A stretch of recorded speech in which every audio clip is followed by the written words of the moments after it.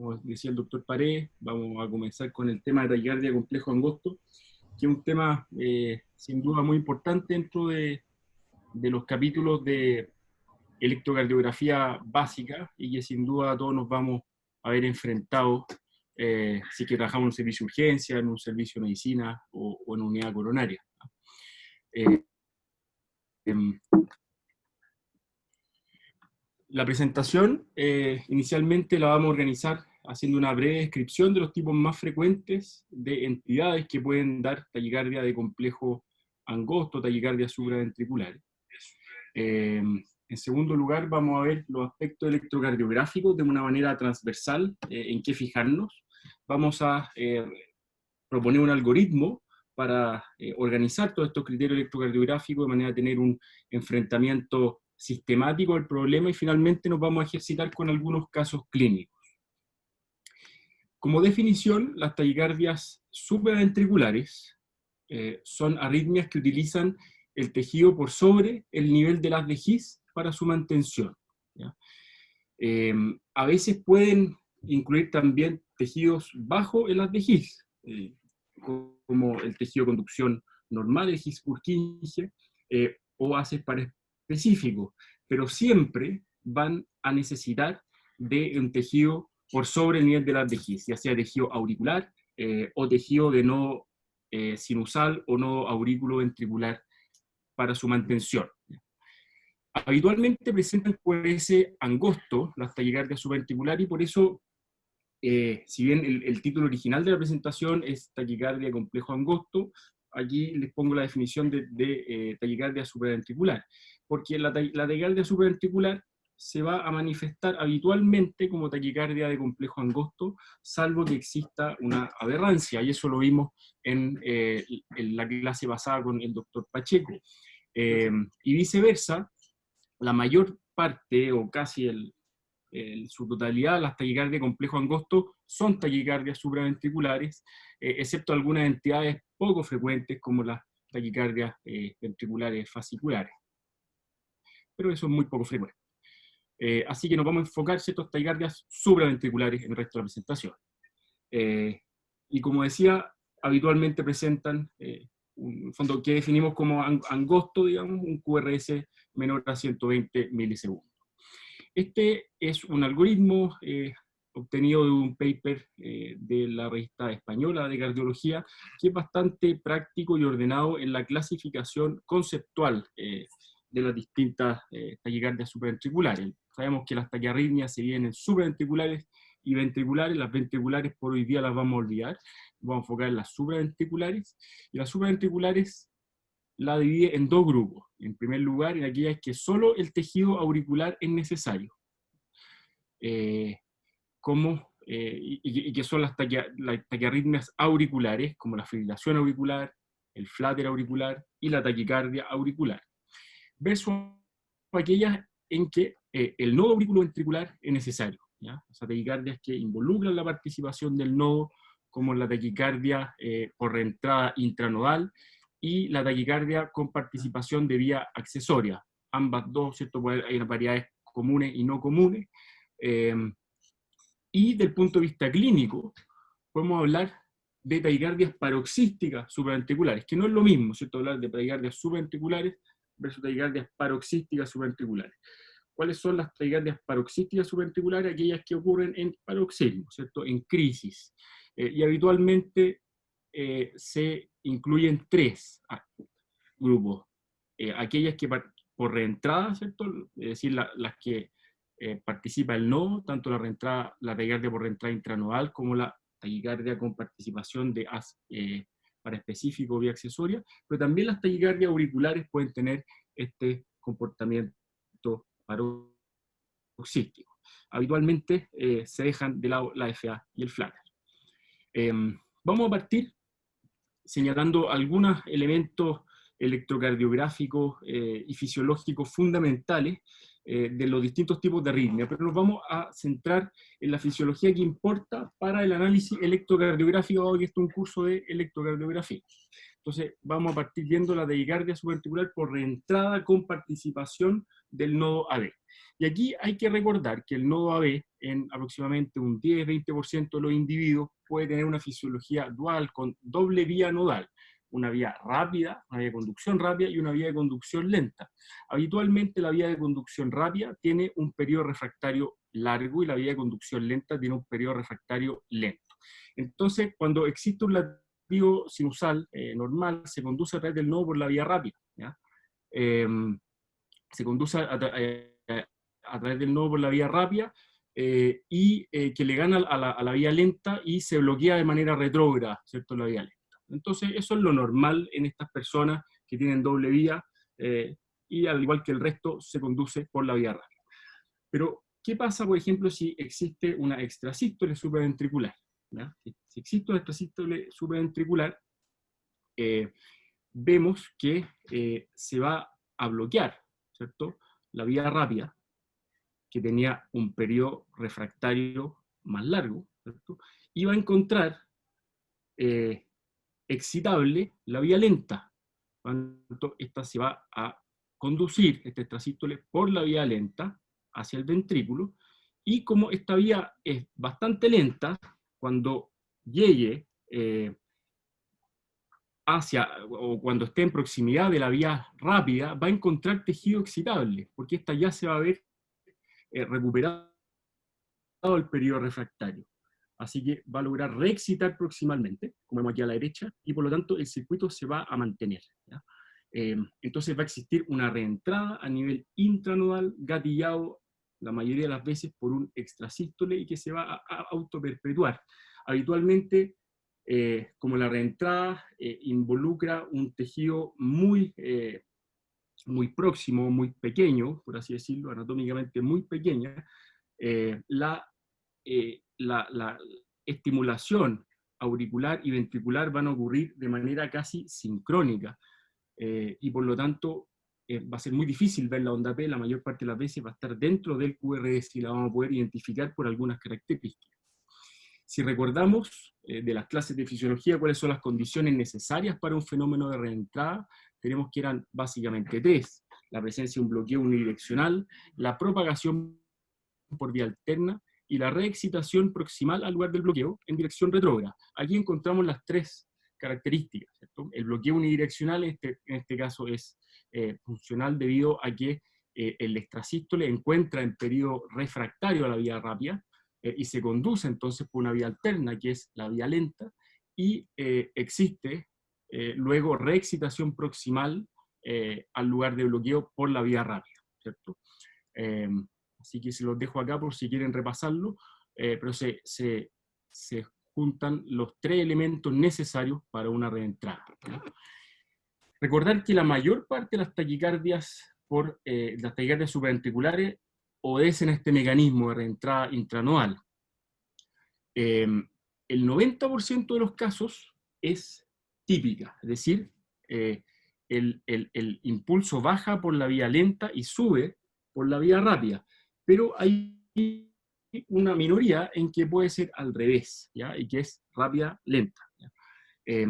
Cuando ocurre, como en la mayoría de los casos, ¿cierto?, lenta-rápida, eso explica por qué la onda P, la excitación auricular, ocurre justo después del QRS. Por lo tanto, vamos a hablar que esto tiene un intervalo RP muy corto, y de hecho es ultra corto, los más cortos que pueden tener las taquicardias supraventriculares. La frecuencia oscilan entre 150 y 180 por minuto. Como decía, la activación ventricular y auricular ocurre de manera simultánea, por lo tanto, esta diferencia entre la activación ventricular y la activación auricular que le sigue va a ser extremadamente corta, menor a 70 milisegundos habitualmente. Así que la mayor parte de las veces no vamos a poder ver onda P, o si la vemos va a ser dentro del QRS como una mediadura extra, que aparece como una pseudo R' en B1, como vemos aquí en la fecha, ¿ya? Se parece a una R' de un bloqueo de rama derecha, ¿no?, o un bloqueo incompleto de rama derecha. Y también en pared inferior la podemos ver como una pseudo S, ¿ya? Así que recordar eso para cuando veamos la siguiente, cuando veamos los ejemplos a continuación. Reentradas por ASPAR específico. Recordar que en un porcentaje no despreciable de la población existen vías de conducción accesoria, ¿ya? Que tienen distintos comportamientos clínicos. No, el objetivo de entrar a describir todo eso en esta presentación, solamente recordar que cuando existe una vía de conducción accesoria, pueden existir al menos 3 tipos posibles de ritmos, ¿ya?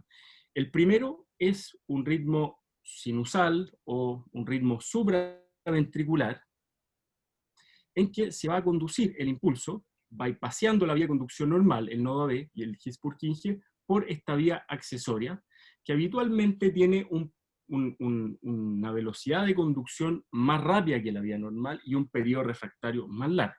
Entonces, el impulso que nace normalmente del nodo sinusal o de algún foco supraventricular va a conducirse preferentemente por la vía accesoria, y por lo tanto va a depolarizar los ventrículos con anterioridad a la vía normal, ¿ya? Y eso lo vamos a ver en el electrocardiograma como un QRS con una mediadura inicial, con un empastamiento, perdón, inicial, que se llama la onda delta, que lo vamos a ver a continuación. Y esto es el concepto de preexcitación, y es lo más habitual. ¿Sí? Hacer mención simplemente que generalmente con un tema, como muy bien tú muestras en ese esquema, por un tema de distancia, generalmente los haces derechos preexcitan más que los izquierdos, porque en el fondo el impulso cuando va simultáneamente corriendo en el fondo por 2 caminos, va por el sistema normal, o sea, por el His-Purkinje, no AB, y va hacia la distancia que le toma el impulso recorrer desde el nodo sinusal hasta el as, por ejemplo, un as lateral izquierdo, generalmente es mucho más, y le queda el camino más cerca para andar por el sistema normal, el His-Purkinje. En cambio, cuando son haces derechos, principalmente un lateral derecho, ese camino es más corto porque el nodo sinusal está en el lado derecho. Por lo tanto, tienden a preexcitar más los haces derechos que los izquierdos. Eso. Perfecto.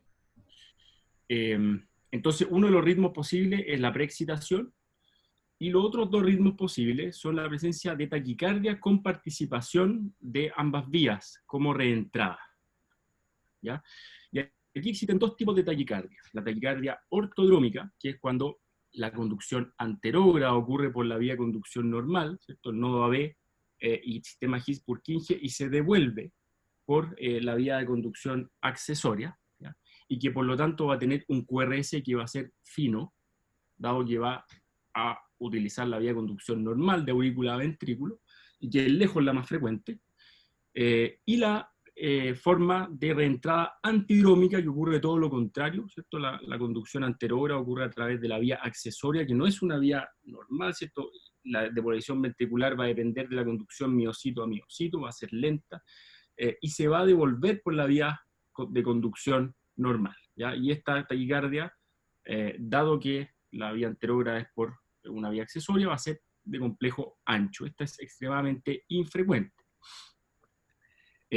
Así que repasando los criterios de lo que acabamos de hablar, aquí vemos a la derecha, ¿cierto? Un esquema del corazón con la vía de conducción normal y la vía de conducción accesoria, sacada de la página Blaufus, que se la recomiendo, bastante buena, bastante didáctica.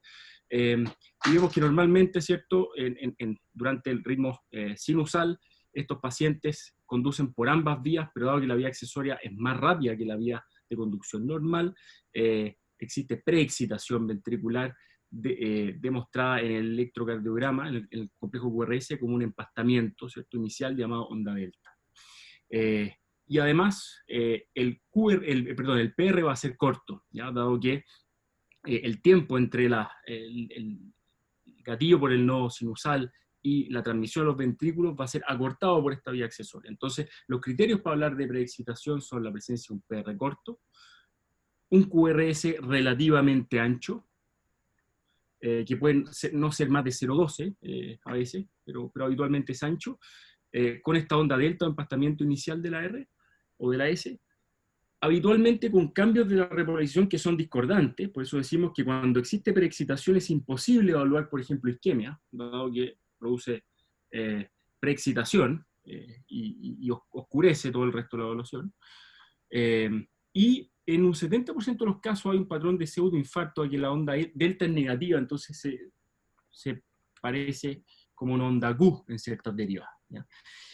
Ahora, la preexcitación no es lo mismo que el síndrome de Wolff-Parkinson-White, que es cuando al patrón de preexcitación se le agregan taquicardias paroxísticas, que son de cualquiera de los dos tipos que conversamos y que vamos a ver en la siguiente diapositiva cómo se generan, ¿ya? Y que habitualmente ocurre que ocurre un extrasístole que bloquea la vía de conducción accesoria, que, como dijimos, es más rápido y tiene periodo refractario más largo, y por lo tanto va a encontrar excitable la vía de conducción normal, solamente se va a conducir anterogradamente a través de la vía de conducción normal, y finalmente, cuando ya haya depolarizado por esta vía, se va a encontrar con que la vía retrógrada, o sea, la vía accesoria, ya se ha recuperado su periodo refractario, y por lo tanto va a conducir retrógradamente a través de esta vía accesoria, y se va a establecer este circuito de reentrada en que anterogradamente, ¿cierto?, entonces por la vía de conducción normal y retrógradamente por la vía de conducción accesoria, ¿cierto? Esta taquicardia ortodrómica, como dijimos, es la mayor cantidad de los casos versus la antihidrómica, que es muy rara y que se manifiesta como QRS ancho. Aquí también la activación ventrículo auricular es secuencial, pero no es tan corta como en la taquicardia cuando participa el nodo AB como por reentrada intranodal, así que habitualmente aquí el intervalo entre la R y la P que le sigue va a ser mayor de 70 milisegundos, y muchas veces vamos a poder ver la onda P y la vamos a poder analizar en estos casos. La fibrilación auricular, ustedes todos la conocen, ¿cierto? La arritmia más frecuente, caracterizada por activación descoordinada en ambas aurículas, con contracción auricular inefectiva y respuesta ventricular irregular, tiene algunos efectos iniciadores, sobre todo a nivel de las venas pulmonares, con focos de automatismo o medio reentrada a este nivel, y mecanismos de mantención o sustrato a nivel del tejido auricular. Al electrocardiograma se va a manifestar como ausencia de ondas P, una onda F minúscula, que se escribe como onda F minúscula, que en el fondo se define como actividad auricular irregular, sin ningún patrón reconocible, y con intervalos RR irregulares, y habitualmente las frecuencias son entre 100 y 160, pero la verdad que todos hemos visto que eso puede ser muy variable. El flutter, primo hermano de la fibrilación auricular, es una macro reentrada a nivel de la aurícula derecha, ¿ya? Y hablamos de flutter típico y flutter atípico, ¿ya? Flutter típico es aquel que es istmo cabo tricuspidio dependiente, y esta consideración anatómica es relevante para el electrocardiograma, ¿ya? El istmo cabo tricuspidio es el istmo o porción de tejido que está entre la desembocadura de la vena cava inferior y el anillo de la válvula tricúspide, este pasaje que está entre esos dos orificios, ¿ya? Los flúteres que ocupan este sistema son los llamados flúteres típicos, y es importante hacer la distinción respecto de otros flúteres o otras macro reentradas que pueden ocurrir en la aurícula derecha, aurícula izquierda, porque esto tiene repercusión en el tratamiento, dado que en un estudio, en el fondo en un procedimiento de ablación, la verdad que el procedimiento se hace bastante sencillo, dado que se puede ablacionar solamente el istmo cabo tricuspidio, con lo cual se termina la arritmia. Por lo tanto, es bastante relevante saber si es que el flutter es por ese mecanismo o por otro, ¿ya? Habitualmente la onda va en sentido antihorario, subiendo por el septum interauricular y bajando por la crista terminalis, ¿ya? Estas rebordes de tejido entre la orejuela derecha y el tejido de la aurícula derecha. ¿Cómo reconocemos este electrocardiograma? Habitualmente el tabique interauricular es más lento en la conducción que en la crista terminalis, y por lo tanto vamos a ver que el segmento más lento va a marcar la conducción a través del tabique interauricular. Entonces así vamos a poder reconocer hacia qué lado se dirige, si es horario o antihorario, ¿ya? Recordar que el flutter auricular característicamente se caracteriza, valga la redundancia, por esta onda en serrucho, onda F en serrucho, ¿ya? Que como les decía previamente, hacemos el correlato con la anatomía, tiene una zona más rápida y una zona más lenta, ¿ya? La zona más lenta es la que representa la conducción, como dije, a través del septum interauricular y la zona más rápida, a través de la crista terminalis. El flutter se denomina la onda P, la polaridad en par inferior, ¿cierto? Se denomina según cuál es la polaridad del componente lento de la onda. Así que aquí vemos que el componente lento es de polaridad inferior, ¿ya? O perdón, polaridad negativa. Lo que nos dice que si estamos viendo aquí pared inferior, la onda de flutter está subiendo a través del septum interauricular y devolviéndose a través de la crista terminalis. Por lo tanto, un flutter típico antihorario, ¿ya? Sería lo contrario si es que la polaridad fuera positiva de la onda F. Pero como dijimos, no es tan relevante eso desde el punto de vista clínico, si es horario o antihorario, sino que lejos lo más relevante es ver si es que es istmo cabo tricuspidio dependiente, y eso nos lo da el hecho de que la polaridad de la onda F sea discordante entre la pared inferior y B1. Si es negativo en pared inferior y es positivo en B1, sabemos que esto es un flutter que está utilizando este circuito del istmo cabo tricuspidio. Habitualmente las frecuencias de la aurícula van entre 240 y 340, todo hemos aprendido el número mágico 300, que no siempre están así. El bloqueo AB puede ser constante 2x1, y de ahí hemos aprendido también esa frecuencia mágica, que el flutter debe ser a 150 por minuto. Sabemos que no siempre están así, pero si es que tenemos evidencia de que un paciente está a 150 por minuto y no varía mucho la frecuencia, hay que pensar en flutter. Pero el bloqueo puede ser distinto a 2x1, o puede ser variable, y así pueden aparecer flutter con respuesta ventricular irregular. Taquicardia auricular. Aquí el marcapaso, el nodo sinusal, se cambia hacia algún otro foco de tejido en el tejido auricular que en el fondo cambia, o sea, adquiere características de marcapaso, ¿ya? Y tenemos la taquicardia auricular monofocal, ¿ya? Y tenemos la taquicardia auricular multifocal. La monofocal es mucho más frecuente, hasta un 10% de las taquicardias subventriculares. La multifocal es mucho menos frecuente, menos de un 1%, y habitualmente en pacientes hospitalizados con mucha comorbilidad cardiorrespiratoria. ¿Cómo vamos a reconocer la taquicardia auricular monofocal? Dado que la morfología de la P va a ser distinta al ritmo sinusal, con frecuencias auriculares habitualmente menos de 250, ¿ya? Las ondas P son separadas por intervalos isoeléctricos, a diferencia del flutter, ¿cierto? En que no existe una isoeléctrica, es una característica muy importante. En el flutter tenemos esta onda de serrucho, no hay una isoeléctrica. En cambio aquí sí, ¿ya? Y característicamente se escribe que al menos las taquicardias auriculares, cuando son por automatismo aumentado como mecanismo fisiológico, tienen un periodo de warm-up y cool-down, es decir, se inician con una aceleración progresiva de la frecuencia cardíaca y terminan con un enlentecimiento progresivo, a diferencia de otras taquicardias paroxísticas como la reentrada. La taquicardia auricular multifocal, como decíamos, bastante infrecuente, y el sello es la presencia de ondas P de al menos 3 morfologías distintas, ¿ya? Porque hay múltiples focos. Aquí los intervalos PP, PR y RR son variables.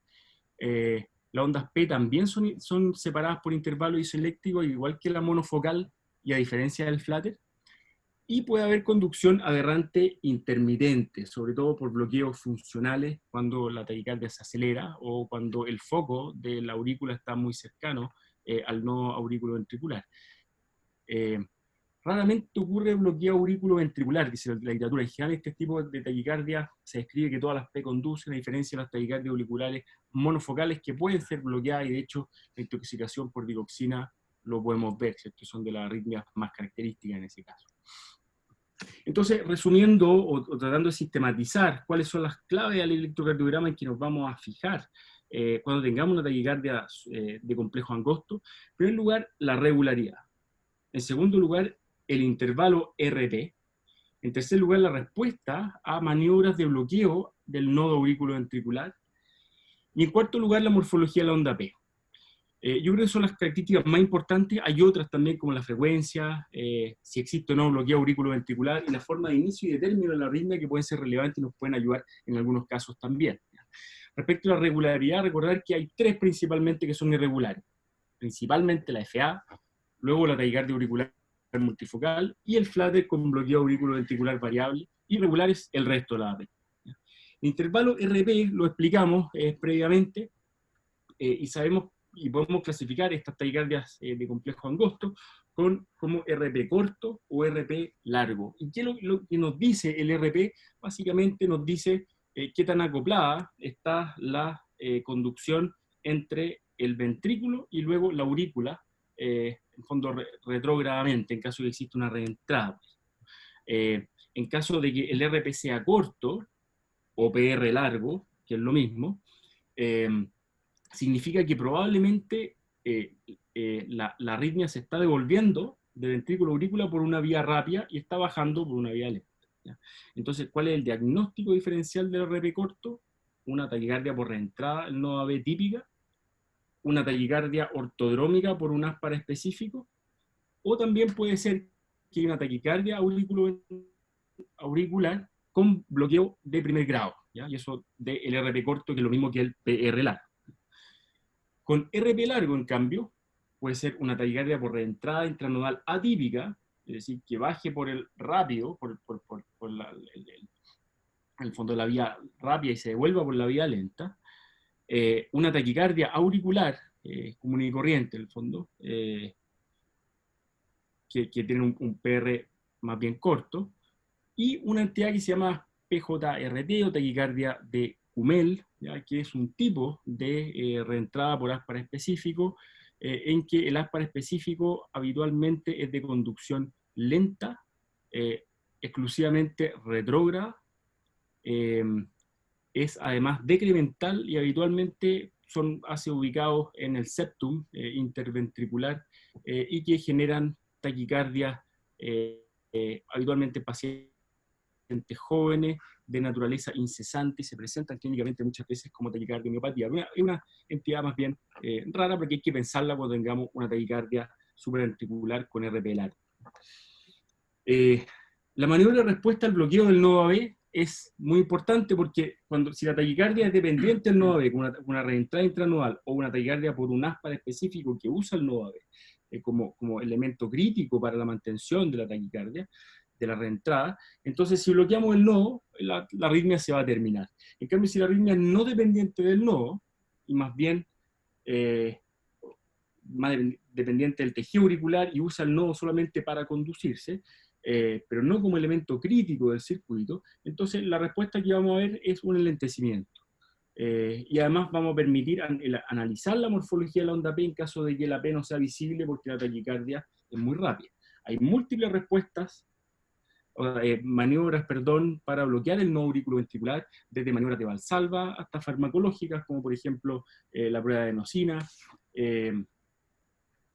o administrar cualquier, en el fondo, agente bloqueador del nodo. La morfología de la onda P, si es que es visible, también nos ayuda bastante, dado que si la P es negativa, ya en pared inferior, habitualmente nos habla de una taquicardia cuyo ritmo es dependiente del nodo AB, una reentrada intranodal o una reentrada por vía accesoria, o bien una taquicardia auricular de la aurícula baja. Si miramos a ABL y sabemos que ABL, ¿cierto?, está a la izquierda y es positiva hacia ABL, sabemos que probablemente la onda P viene del lado derecho.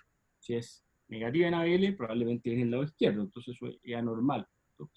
Si miramos B1, que es la derivada más derecha, y vemos que es positiva en B1, exclusivamente positiva, probablemente esto venga del lado izquierdo. Mientras que si es negativa o bifásica, como la P sinusal, probablemente venga de la aurícula derecha. ¿Ya? Así es importante el análisis de la onda P. La frecuencia cardíaca no nos dice mucho, ¿ya? Múltiplos de 300 a 150 por minuto, a 75, fijo, hay que recordar el flutter, ¿ya? Pero el resto orienta poco, la verdad. La presencia de bloqueo AB nos ayuda también, por ejemplo, si es 2x1, 3x1, 4x1, podemos hablar de un flutter, sobre todo si es que está la otra característica, como la presencia de la onda F en serrucho, por ejemplo. Y recordar que las taquicardias auriculares monofocales también pueden cursar con bloqueo AB. La forma de inicio y término a veces nos sirve cuando tenemos un trazado en que observamos la transición entre el ritmo sinusal y la taquicardia y viceversa, ¿ya? Cuando esto parte como una extrasístole, habitualmente, como vimos en la parte de fisiología, esto puede orientar una reentrada, ¿cierto? Una reentrada por intranodal o por áspara específico. Cuando existen estos fenómenos de warm-up o cool-down, es decir, se inicia a poco y se apaga a poco la taquicardia, probablemente nos orienta a automatismo más sugerente de una taquicardia auricular. La forma de término también es relevante, dado que si la taquicardia termina con un complejo ventricular, como en este ejemplo acá, el de arriba, nos dice que indirectamente que si no se reanuda la aurícula, la arritmia se extingue. ¿Cierto? Eso nos está diciendo. Y por lo tanto orienta una taquicardia auricular como mecanismo. Mientras que si el último evento es la onda P, como vemos acá abajo, nos está diciendo que si se bloquea el nodo AB, porque aquí hubo P pero no hubo QRS, si se bloquea el nodo AB, la arritmia se extingue. Eso es poco probable que se traiga una taquicardia auricular, y lo más probable es que sean de estas taquicardias por reentrada intranodal. Así que recordar eso. Todo esto lo podemos sistematizar en este algoritmo que a mí me gustó mucho, por lo menos, y que la verdad es bastante sistemático. Ante taquicardias de complejo angosto, la primera pregunta, probablemente la que tiene más rendimiento, es si es regular o irregular. Si no es regular, tenemos tres alternativas, ¿cierto? Una FA, un flatter y una taquicardia auricular monofocal. Es importante ver la morfología de la onda P, si es que existe, para hacer la diferencia.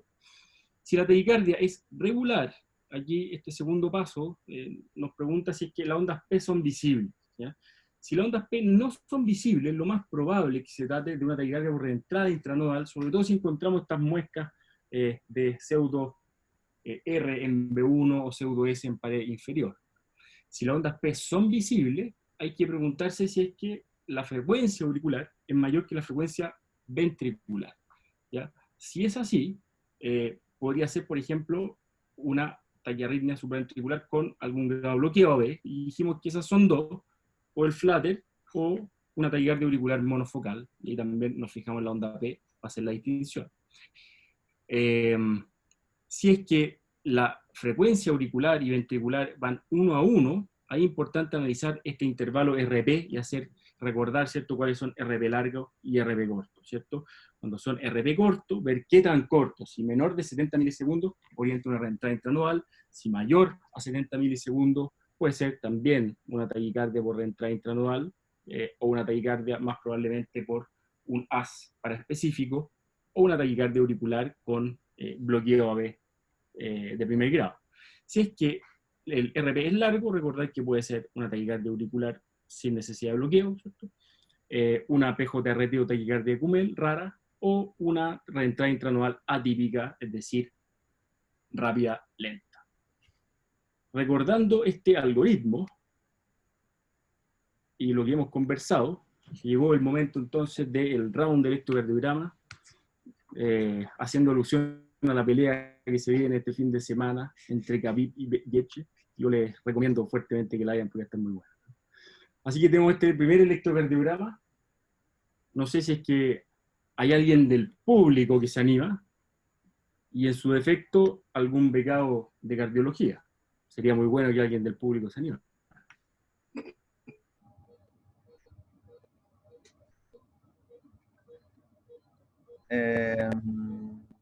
Bueno, ante el silencio, vamos a designar. Elige tú, yo creo uno, Juan. ¿Cómo? Elige un voluntario por último de los muchachos. Sí, aquí estamos eligiendo voluntarios. Eso. Vamos a elegir voluntario ahí al doctor Sangüesa. Eso. ¿Doctor Sangüesa? Hola, ¿se escucha? Hola. Hola, ¿se escucha? ¿Se escucha? No se escucha muy bien. A ver, voy a dar unos segundos para analizar este electrocardiograma. Se ve inicialmente una taquicardia regular de complejo angosto. ¿Ya? Eso es como lo que se ve, una frecuencia aproximada de 150, 140 radios por minuto, con un eje que se ve más bien normal. No veo más alteraciones y encuentro, y tiene un P que está positiva en D2. ¿Ya? Ahora, si tenemos que es una taquicardia regular, de complejo angosto, con P's visibles, vamos a analizar la presencia y la relación entre los intervalos PR y RP. El PR estimado acá es aproximadamente 130 milisegundos con un RP que se encuentra un RP largo, más bien, ¿ya? O sea, un RP más bien largo en relación al PR. Yo sinceramente no le encuentro mucha alteración, más bien sugerente a alguna de las etiologías previamente descritas. Yo diría que esta es una taquicardia sinusal. No sé si... Perfecto. Claro, y siempre cuando tenemos una taquicardia supraventricular, en que una taquicardia supraventricular con ondas P visibles y RP largo, y PR corto, ¿cierto? Con una onda P que pareciera ser sinusal, probablemente el principal diagnóstico diferencial es una taquicardia sinusal. Eso, lo que pasa es que además Entonces, tienes que verlo en el contexto clínico además, pero como bien dices tú, es una forma, una taquicardia de complejo angosto, busca la relación entre el complejo QRS y la onda P que le sigue, y nosotros no nombramos generalmente en el esquema de taquicardias con RP largo la taquicardia sinusal, porque generalmente lo que nosotros pedimos son taquicardias en el fondo que comienzan rápido o terminan o súbitamente y terminan súbitamente, entonces como una taquicardia paroxística. Que antes las taquicardias sinusal empieza de a poco y disminuye también de a poco. Entonces, en general, las taquicardias, en general digo yo, no siempre, no es sine qua non, pero las taquicardias paroxísticas supraventricular pueden ser en general sobre 150 latidos por minuto, 150, 180. Uno puede ver en forma aislada, reentradas nodales, en el fondo más lentas, 120, 140, también pueden estar ahí. Pero está súper bueno el análisis, hay que hacerlo así. Siempre que ustedes tengan una onda P visible, en este caso, por ejemplo, en estas RP largo, analicen las características de la onda P, porque si este paciente tuviese esta misma morfología a 180 latidos por minuto estando en reposo, esto también puede ser una taquicardia auricular peri, no sinusal. Entonces, por eso es súper importante ver el contexto, la frecuencia y muy importante la morfología de las ondas P si la tienen disponible. muchas gracias, Alejandro. Vamos al siguiente ejemplo. Vamos a ver unos segundos.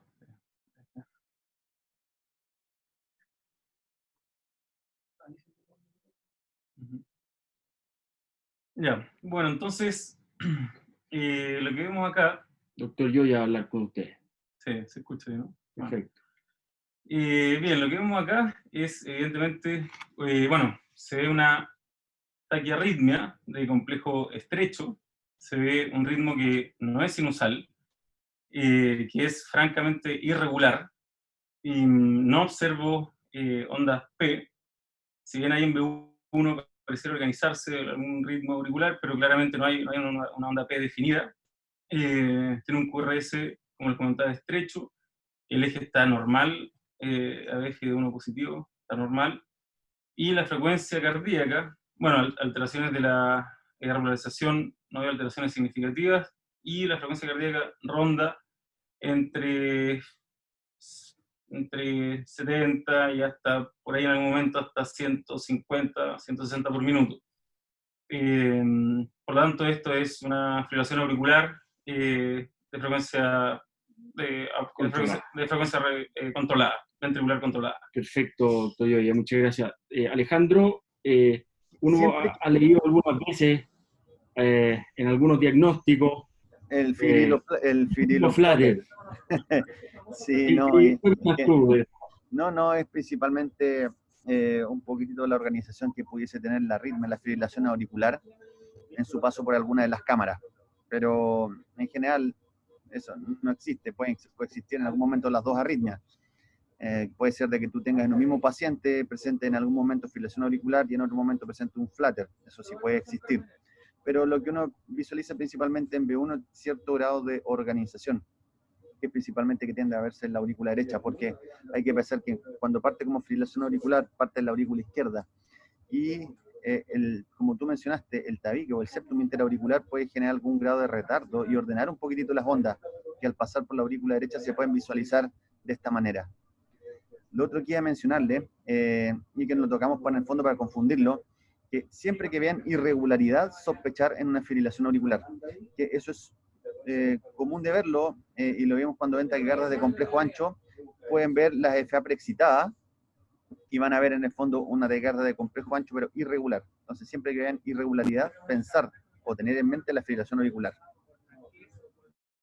Muchas gracias, Alejandro. Vamos al siguiente ejemplo. Algunos segundos para analizarlo. Doctor Castañeda va a adjudicarse este caso. Ok.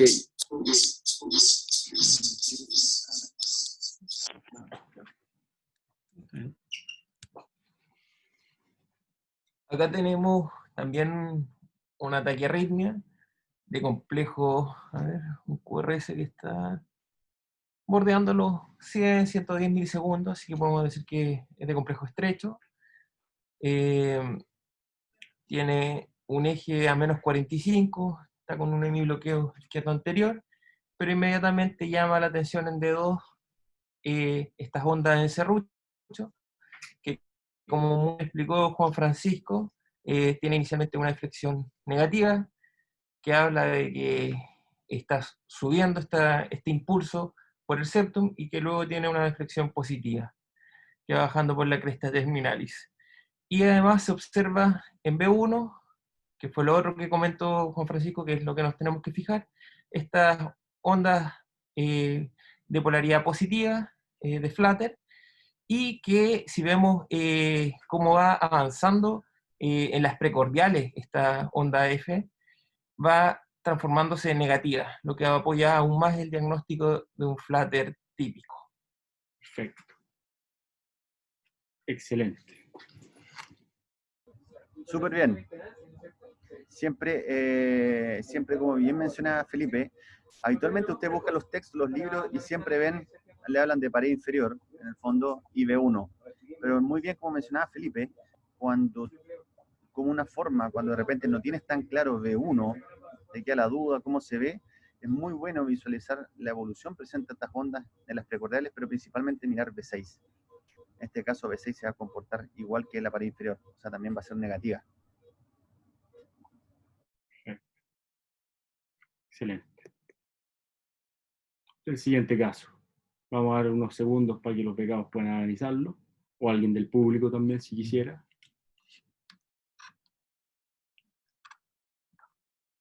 Me costó encontrar este electrocardiograma. Está bonito. A ver, yo voy a intentar describirlo. A ver. Aquí, a ver, volviendo bastante al grano, me parece que hay una taquicardia, aproximadamente una frecuencia entre 140 litros por minuto tal vez, de complejo angosto, pero se ve que la exposición de los QRS es irregular. O sea, una taquicardia irregular de complejo angosto. En segundo lugar, buscando onda P, me parece que sí hay onda P, pero lo llamativo es, revisando este electro, que la morfología es distinta, al menos en el primer y segundo latido es distinta, con intervalos PR que son distintos. De hecho, es más, aproximadamente en el séptimo latido se ve una tercera morfología. Considerando esto y también con el algoritmo previamente descrito, y sobre todo con la distinta ondas P, yo podría inferir que podría ser una taquicardia auricular multifocal, una TAM. Perfecto, perfecto. Y recordar para el diagnóstico de la taquicardia auricular multifocal, ¿cierto? La presencia de al menos 3 morfologías de ondas P, que como bien dijo Sebastián, aquí hay varias, probablemente hay más de 3. Fíjense, está en el trazado inferior acá, que es de 2 largos. Ver aquí que hay unas P claramente que son negativas, otras que son positivas, más anchas, otras positivas más altas y delgadas. Entonces tenemos 3 morfologías de ondas P, tenemos intervalos PP irregulares, ¿ya? Es mucho más corto que lo otro, y además tenemos intervalos PR irregulares, dado que la distancia entre los distintos focos y el nodo auriculoventricular es distinta. Entonces es totalmente irregular, y bien se ven ondas P, es totalmente irregular y apoya a una taquicardia auricular múltiple. Juan, ¿Sí? súper bien lo que mencionaron. Lo que siempre les decía yo, hablar recién de la irregular que hablar de FA, pero cuando ustedes tengan la taquicardia auricular multifocal, yo siempre digo que es como una FA con ondas P. O sea, van a haber irregularidad y van a haber presencia de ondas P. Entonces después lo que tienen que mirar es la morfología. Está súper bien. Una FA con ondas P. Siguiente ejemplo. Unos segundos para que puedan analizarlo.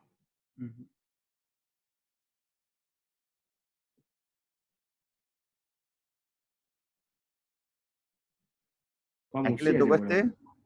Sí, a Una mí. respuesta correcta hasta el momento. Sí, sí, está en unas máquinas. Sí. Bueno, bien, lo que vemos acá bueno, es una taquicardia regular de complejo estrecho. Con respecto bueno, a la morfología y al voltaje del QRS, lo vemos, está francamente aumentado el voltaje, vemos criterios de hipertrofia ventricular, el eje que va a la izquierda, y si intentamos observar la relación, o primero, si intentamos buscar la onda P, mejor dicho, podemos observar en D2 que se observa una melladura justo en la porción terminal del QRS, con una polaridad negativa. Y viendo de uno, también se podría observar ahí una escotadura, una morfología de onda P probablemente. Así que lo que vemos, y vemos esta secuencia, que todos los QRS están seguidos de esta onda P que se observa con algo de dificultad, por lo tanto sería una taquicardia con RP corto, y en este escenario, o ultra corto, como mencionaba Juan previamente, en este escenario lo que debemos sospechar que es una taquicardia por reentrada en el nodo AB, y que desciende por la vía lenta y asciende por la vía rápida, que eso es lo que genera esta onda P de polaridad negativa en pared inferior, que prácticamente está inserta en el QRS, la porción terminal del QRS, por lo tanto sería una taquicardia por reentrada del nodo AB típica. Perfecto. Perfecto. Lo que tienen ahí porque el diagnóstico diferencial pudiese ser una taquicardia sinusal con un bloqueo incompleto de rama derecha, ¿sí o no? ¿Qué opina el resto? Claro. Tendría que tener un bloqueado. ¿Ah? Tendría que tener bloqueado de primer grado. Así que Eso mismo, consideramos tendría que tener bloqueo de primer grado. Pero lo que te sirve aquí, como tú mencionabas, esta pseudo R', que está acá en B1, pero lo que le aconsejo es ir a mirar pared inferior. Y en pared inferior van a ir a buscar esta pseudo S. También la van a encontrar aquí. ¿Ya? ¿Qué es lo otro que le puede servir con respecto a si tenía un bloqueo incompleto de rama derecha? Es si el paciente por algún motivo tenía algún electrocardiograma previo, también les puede servir. Porque en el fondo, este paciente, si tú lo conviertes a ritmo sinusal, ese supuesto cachito terminal no debiese existir en ritmo sinusal. Si a esto le sumas que es mujer, tiene peri 30 años y palpitaciones cervicales, la probabilidad de que sea una taquicardia por reentrada nodal aurículo ventricular con la clínica y esto, o sea, con el electro no, pero por lo menos con clínica y esto, es más del 90%. Perfecto.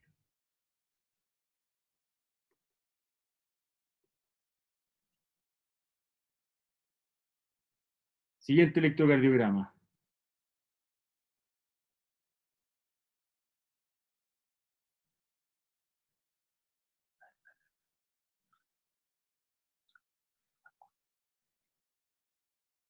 Estamos aquí analizándolo.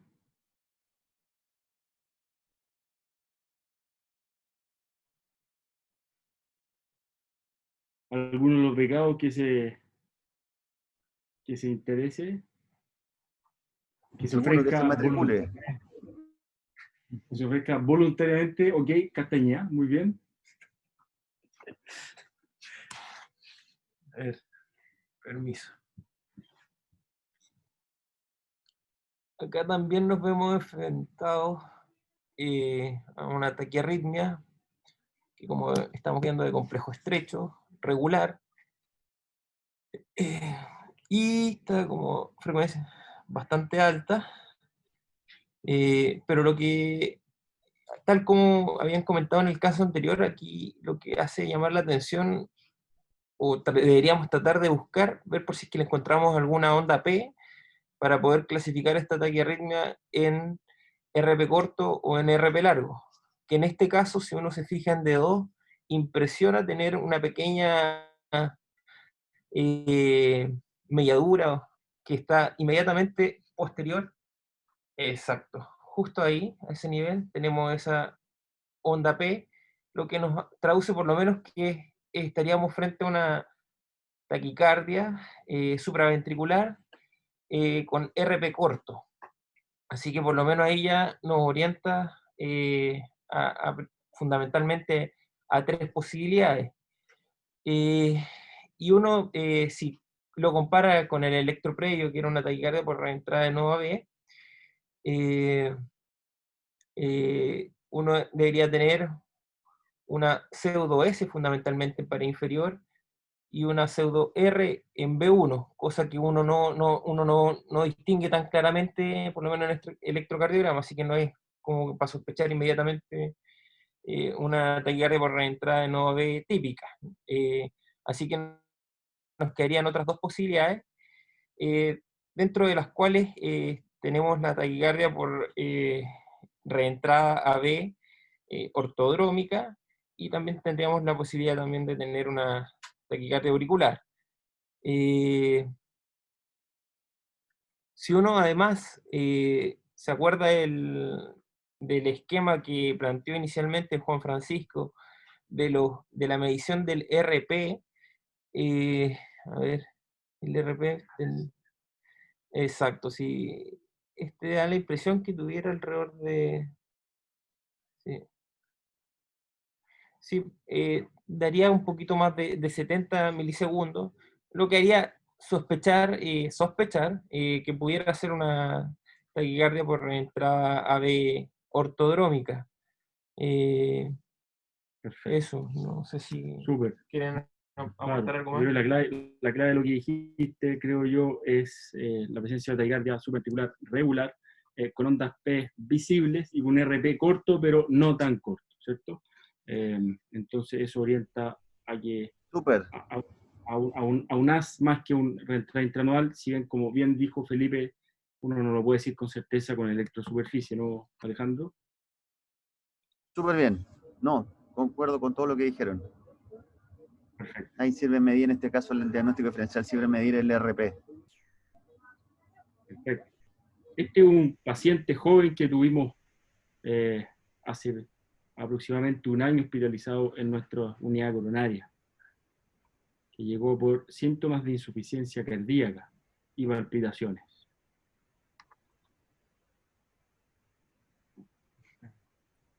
¿No? Está súper bueno este caso. El mismo que creo yo, ¿no?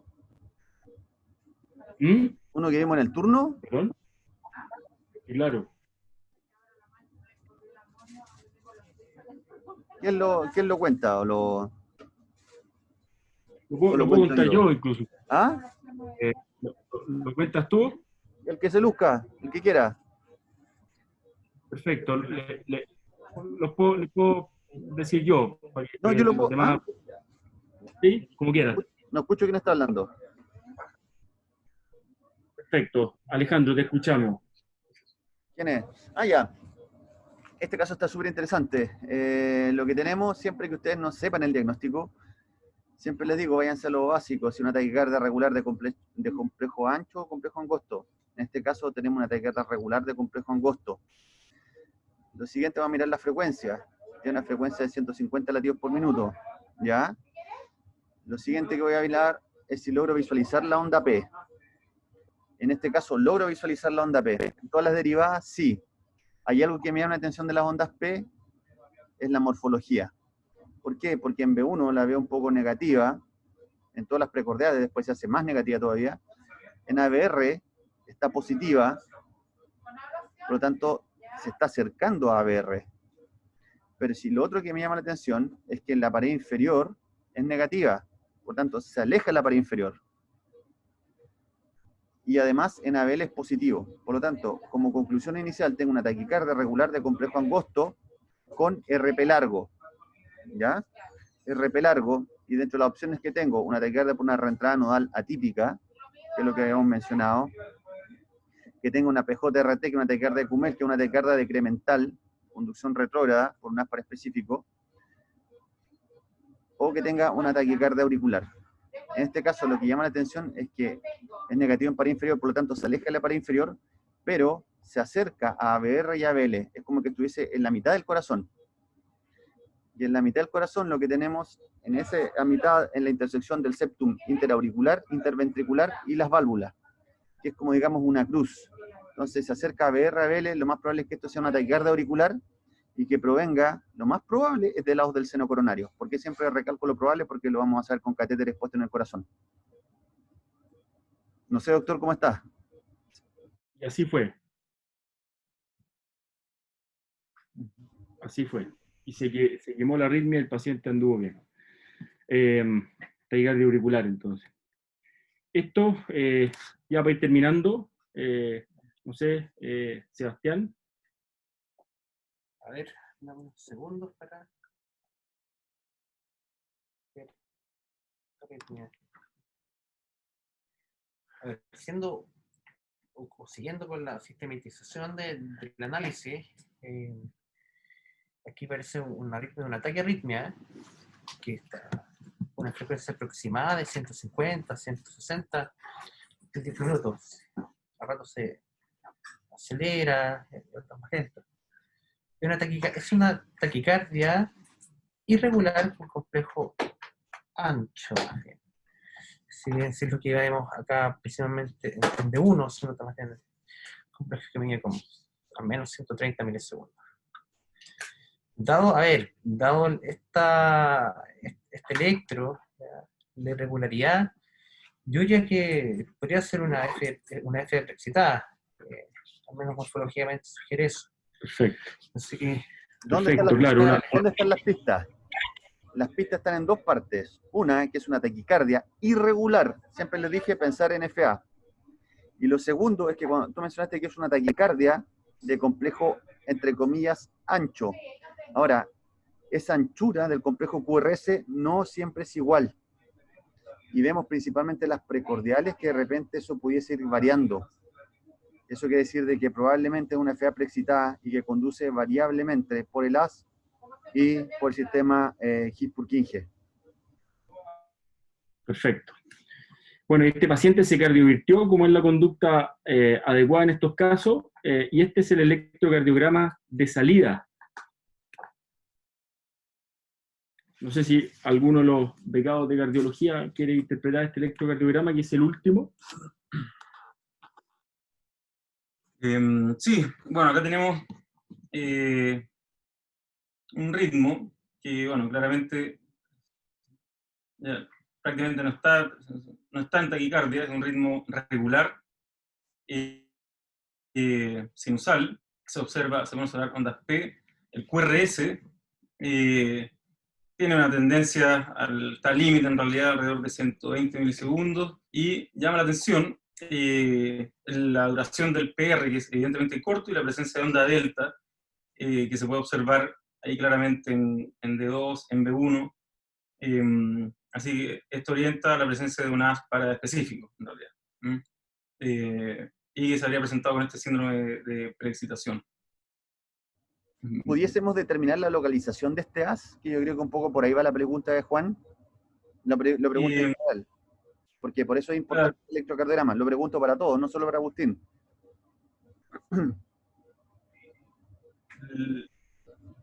Si vemos la polaridad del QRS en la pared inferior es positiva, por lo tanto el eje superior, y dado que es predominantemente negativo en B1 y positivo en las precordiales izquierdas, sería inferior izquierdo.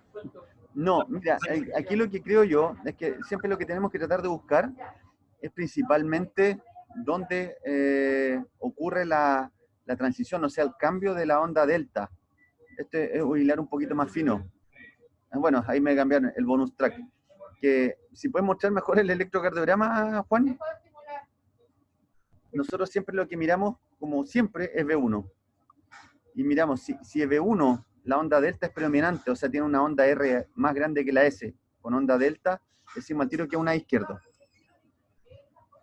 Si esa transición, que habitualmente es cuando se hace la R más grande que la S, ocurre en B2, B3, decimos que es una septal.